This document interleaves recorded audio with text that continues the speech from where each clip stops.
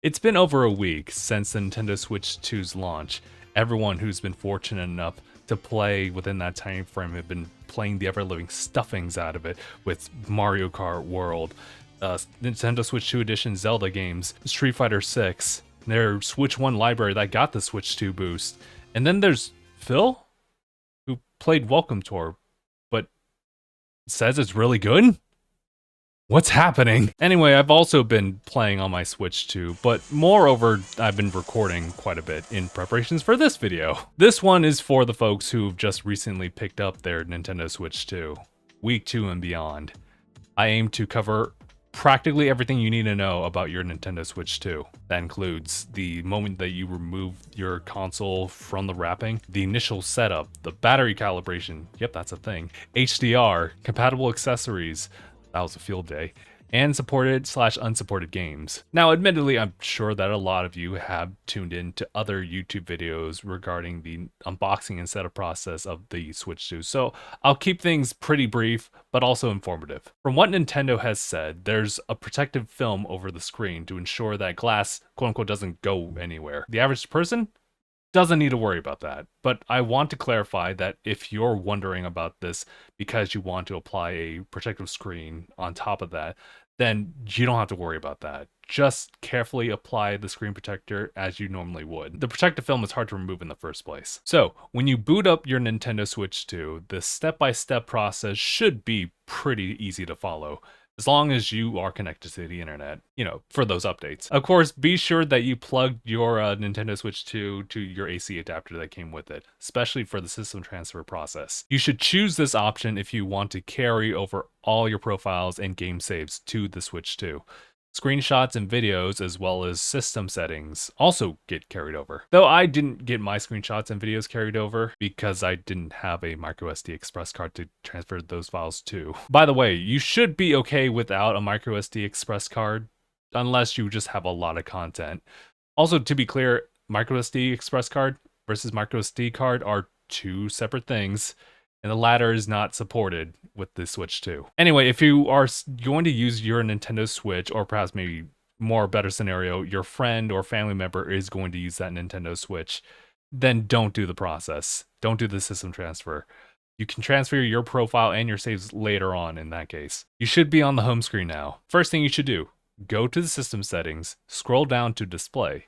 Unless you're playing Welcome Tour or a supported title that is out by the time you're watching this video, you may want to turn off 120Hz output. This was brought up to me by Phil, who informed me about the performance issues with Street Fighter 6 specifically. Apparently, it'll try to run the game at 120 FPS when the Switch 2 version doesn't actually support that, and results in this weird bad performance thing.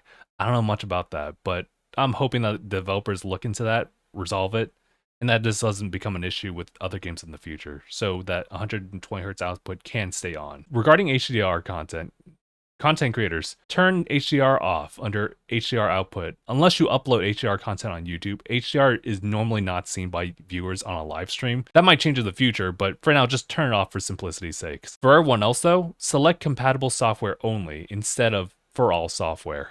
Having the option set for all software can have a bad impact on games that don't support HDR, so it's best to only allow HDR on for compatible stuff only. Now, from system settings, scroll all the way down to system and go down to system battery and stop charging around 90% option. I have both of these turned on. The stop battery option is especially important as it will help with preserving the battery in the long run. I've had iPhones for years now, and they have settings that tell me exactly the maximum battery capacity, each one of them just deteriorating over time, especially when you have that battery run out or you just keep it charging when it's already at 100%. So keep that option on, given that the battery's already pretty short as it is. Additionally, I would recommend that you calibrate the battery so that you have a more accurate reading on your level. The process is super easy and quick. In fact, Phil showed me how to actually do it. So what you have to do is you have to hold power. Yeah, I gotcha. You have to go power options, power off. Okay. Then when you are turning the console on, you also have to hit both of these. What, the volume buttons? Or Yeah. The volumes? Okay. So you have to hold the volume buttons and hold power. Let it go all the way through to the recovery screen. This is BIOS, like yes. F4 on a basically. PC. Ah, okay. There you go. Recovery mode. That's all it needs to do. Then you're going to exit recovery mode, turn off system by pulling the power. We're going to hold power again to completely shut it off. This time it's going to be a hard reset. Okay. Turn it back on, and the battery should be synced. Like as far as like what it should be accurately? Yes. Okay. Literally a 10-second fix. If it goes to 10%, Oh, I see. that'd be Okay. wicked. Like it went from 88 to like 84. Wow, really? There you go. What the heck? Also, regarding charging without the packed AC adapter, most power banks should support the Switch 2 during long travels, but don't do anything weird like plugging that in directly into the Switch 2 dock. So that's everything regarding the settings. Let's talk about the accessory part of things. Starting with controllers. You can't go wrong with the Nintendo licensed products for the most part. Aside from the Joy-Cons, you can get the Nintendo Switch 2 Pro Controller, which admittedly is really nice, but maybe you don't really want to spend that much money on a controller. More than you should. Thankfully, you can use Nintendo Switch 1 Joy-Cons as well as the Nintendo Switch 1 Pro Controller. In addition to that, all Nintendo controllers from the respective catalog of Nintendo Classic apps / NSO apps are all compatible. On a side note, the NES controllers and the Switch 1 Joy-Cons will need to be charged with something compatible with them due to their rail system and the lack of a USB port. So what about third-party controllers? Well, from what I understand, most third-party controllers that you have used for your original Nintendo Switch will not work, not without some sort of firmware update, if they have one. One particular company, though, 8BitDo, has rolled out updates for a selection of their controllers and receivers in order to tackle the compatibility issues. I updated my 8BitDo wireless adapter 2 before plugging into the console, and it worked. Without the dock, I was able to add a USB-C adapter from Ugreen on top of the Switch 2, and it worked too. Just be sure to note that you will want to remap your buttons, and you'll do this via the system settings and accessibility. If you want the label buttons on your particular controller, I'm using an Xbox controller in this case, to match the button layouts and inputs of a Nintendo Switch button layout. Also, turning on button mapping in quick settings isn't really a bad idea either. Speaking of adapters, I've used this third-party GameCube controller adapter just on my Switch too. The reason being that the original officially licensed one from Nintendo confirmed for Switch 2 has been discontinued. I specifically bought this one from Amazon. It's from Cloudream. It works, but there's like a catch. So I plugged both cables in from the outside ports of the Switch 2 dock. And, when I started playing that, the vibration function from my OG Nintendo GameCube could attached to this thing just went crazy and just rumbled continuously. Ah! Why is it doing that? I'm not sure. In order to counteract that, I had to unplug the white vibration cable, and all the controller functions worked fine. You can turn off also the vibration via the system settings. If you're playing without the dock, you can actually use that USB adapter I mentioned earlier and connect that to the black USB cable of that adapter to the Switch 2, and it should work actually fine that way too. Otherwise, I wouldn't recommend using that adapter since the vibration function doesn't work properly. Apparently, there's another listing of this from Cloudream that is stated to work with the Nintendo Switch 2. I bought my adapter a week prior to Switch 2's launch, and I didn't see that listing, so I can't say if it's valid or not. Now, remember I said that most third-party controllers will not work, at least not without firmware update? Well, it turns out I actually have one that works right off the bat. My Zen Pro controller, aka the Goalie Kid controller, actually works without an update. Seemingly gets recognized as a standard Nintendo Switch Pro controller, just like it did with the Switch 1. It doesn't wake up the Switch 2 from sleep though. In fact, I should clarify, most of these controllers, actually all of the controllers I mentioned earlier, do not wake the Switch 2 up from sleep. Not even the original Nintendo Switch Pro controller. That's why the Switch 2 Pro controller is also pretty tempting. Understandably, that might be a problem for folks. I can kind of get around with that because the Switch 2 sits on its dock within arm's reach of me, so I can still wake it up that way. But those are controllers that I have on hand that work. If y'all have other controllers that do work, especially ones that you're really passionate about or relieved to see working, let me know. So let's talk about game chat. Up until March 31st of 2026, everyone can use this feature, so they really want folks to get a feel for it and really embrace it. From what we have played of it, game chat's pretty good with the mic already built into the console. It's a pretty streamlined experience, but if you want to improve on the quality, here's what you can do. Just like the controllers, Nintendo licensed products will get the job done.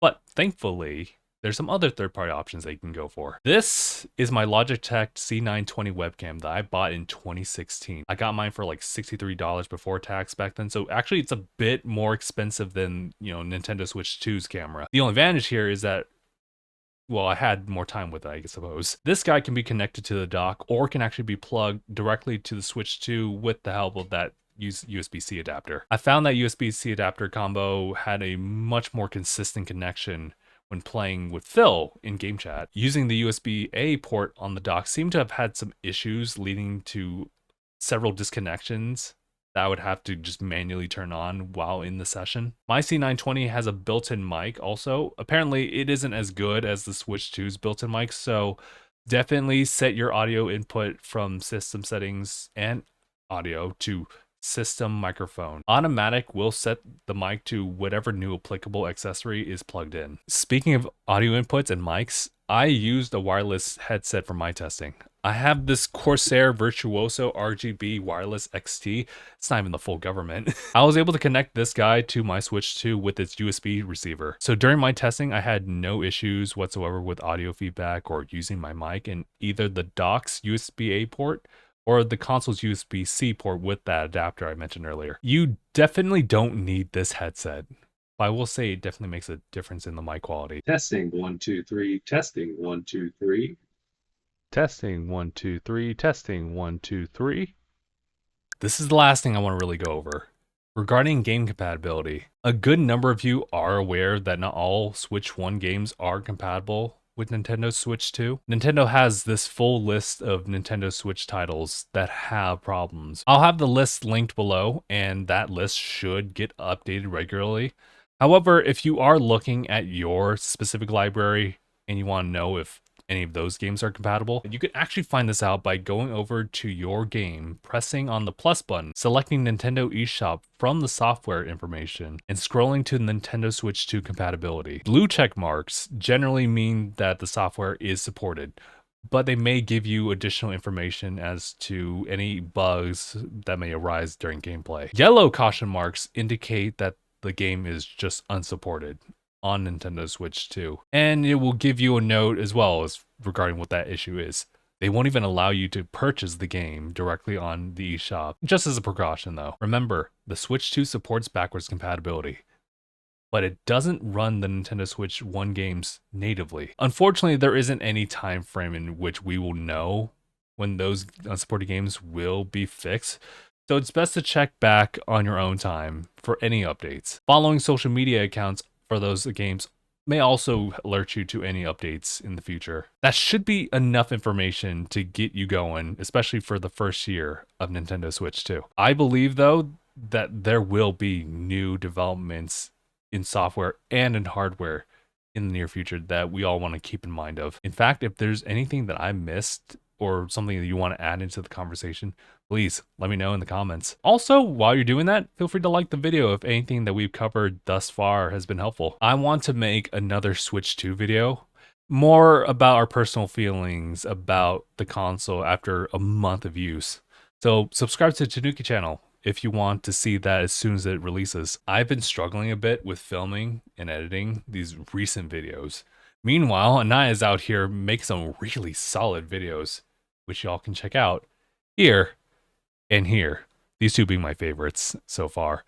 Thank you all so much for tuning in. I'll see you guys in the next one.